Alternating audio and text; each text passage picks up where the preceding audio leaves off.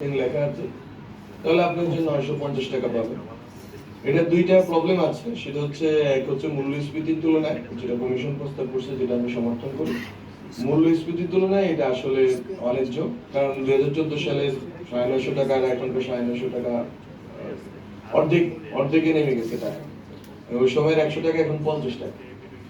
তো এটা আমাদের অলরেডি আলোচনা আছে, ডিএপিতে আমরা আলোচনা করছি যে এটা আমরা বাড়াবো, কিন্তু এট দ্য সেম টাইম যারা বা নিজেদের পত্রিকাতে যেটা প্রচার সংখ্যা 2000ও না, সেটাকে 1,50,000 2 লাখ দিয়ে রাষ্ট্রের টাকা লুটপাট করছেন। রাষ্ট্রের টাকা জাস্ট হচ্ছে যে এই যে বিজ্ঞাপনের নামে বিভিন্ন নেতা মন্ত্রীদের হচ্ছে যে বা এমপিদের হচ্ছে যে বিভিন্ন পত্রিকা চালু করছে।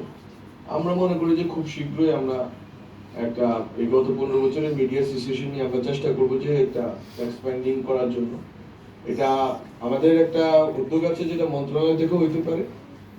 আরেকটা আলোচনা চলমান আছে, যেটা জাতিসংঘ থেকে আমরা হইতে পারে, যে শুধুমাত্র এই সিস্টেম না, যে মিডিয়া পুরা এস্টাবলিশমেন্টটা কিভাবে পলিটিসাইজড হয়েছে, এবং এটার ভুক্তভোগী আজকে সাংবাদিকরা নিজেরা বললেন যে ওনারা নিজেরাই এটার ভুক্তভোগী।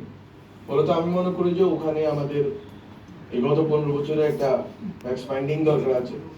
প্রত্যেকটা হাউস কিভাবে ডেভেলপ করছে এবং ওরা আসলে সাংবাদিকদের সাথে কিভাবে আচরণ করছে, সাংবাদিকরা কতটুকু আন্ডার ডিউরেন্স যেটাকে বলে প্রেশারের ভিতরে ছিল কি ছিল না, এবং কোন কোন হাউস কি নীতিমালা অবলম্বন করছে, এবং ওইটা কিভাবে বাংলাদেশের ডেমোক্রেসি ডেটোরিয়েট করছে, এটা আমাদের আসলে জানা দরকার, এবং বাংলাদেশের জনগণ এটাও জানতে চায়। আমি মনে করি যে ওই বিষয়টা আমরা আলোচনা করব, এবং ডিএনপির সাথে আমরা একটা টাস্ক ফোর্সের বিষয়ে আলোচনা করছি, সেটা হচ্ছে সাংবাদিকতার বিজ্ঞাপন হার পুনর্নির্ধারণ এবং সার্কুলেশন নম্বর। এটা আমরা আবার তদন্ত করে এটা ঠিক করবো।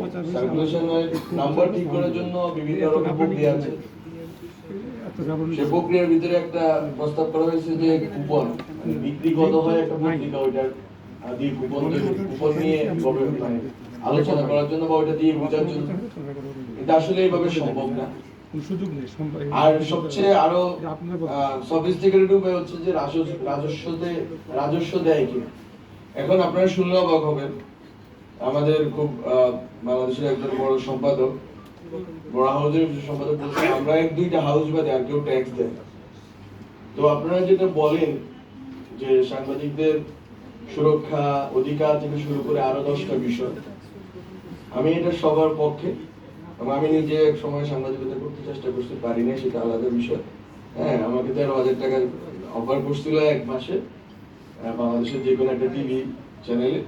তো উনি তো বলছেন 15,000 টাকা দিয়ে, কে বলছেন 15,000 টাকা দিয়ে শুরু করতে।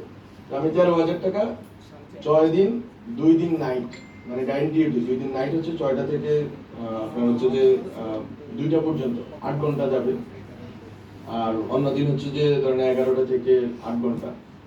তো এরকম করে হচ্ছে যে 6 দিনে আপনাকে 13,000 টাকা দেওয়া হবে। এটা গত বছরের শুরুর দিকে করা।